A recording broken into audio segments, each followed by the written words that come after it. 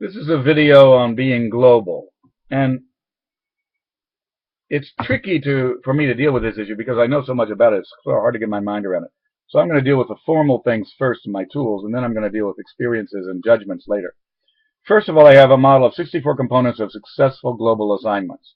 This came from talking to unsuccessful global executives and successful ones and noticing what was different in the transcripts. Then I've got the idea of culture tools, 10 tools for handling cultural differences. And without tools, it's just tourism. And that's what most executives are stuck in.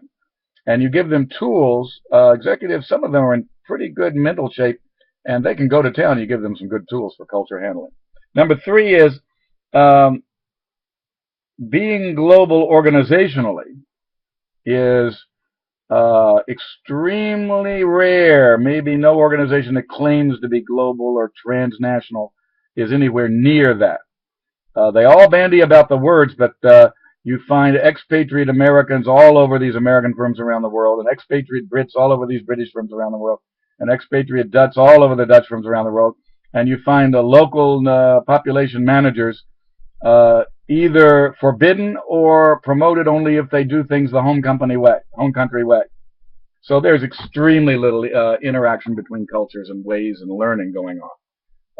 You often find the abandoned one too, where a large subsidiary that brings in a lot of money is left to its own cultural devices and is utterly stuck in the dumb, idiotic ways of its own local culture and tradition, and very mediocre on those terms, and has nothing as a benefit from being part of a global group of people. It's as if headquarters said, okay, they're making money for us, leave them alone, and they can do things their way, we'll do ours as long as the money keeps flowing. Then there's benefiting from global assignments. There are 64 capabilities that you need in order to benefit, and there are 64 directions of benefit to look for. You know what they are, you get them.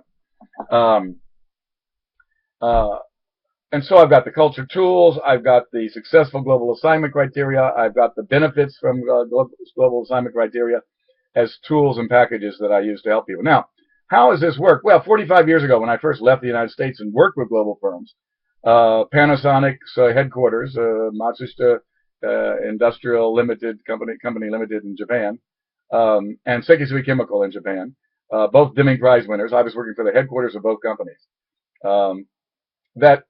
That's 45 years ago. Then I worked with Procter & Gamble Asian headquarters in Osaka just when it was taken over from a partnership with a Japanese firm, P&G Sunhome. Sunhome was thrown out.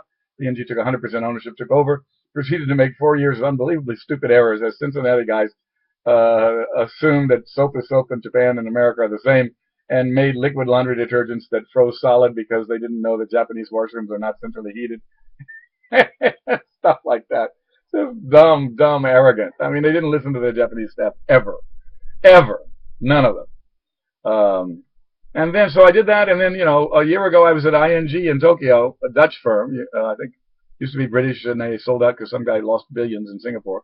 Now it's a Dutch firm, and guess what? The weaknesses of foreign cap firm management in Japan 45 years ago, and the weaknesses in ING this year are unchanged, unimproved, and identical. Nobody's learned anything in 45 years.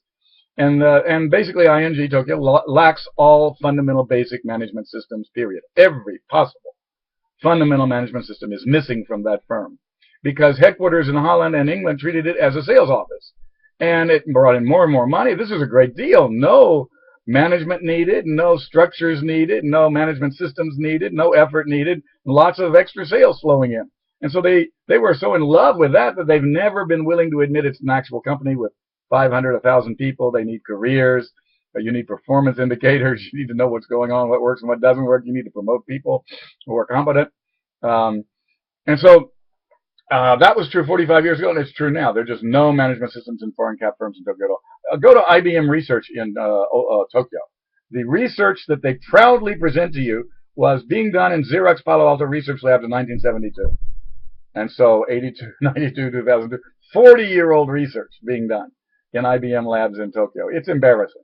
So this is the beginning of common sense when you're talking about this, which is the allure of the sales office, free profits with no investment, is so powerful to foreign managements who are arrogant anyway and racist probably, that they never bother treating the foreign subsidiary as a group of people that needs careers and destiny. It's cheaper to just do the minimum and get extra sales every year, all that profit without any investment or money or effort or management systems or data or valid data. It's incredible. It's incredible that it's still going on 45. I had assumed that things evolved toward the positive even slightly in 45 years, and I was wrong.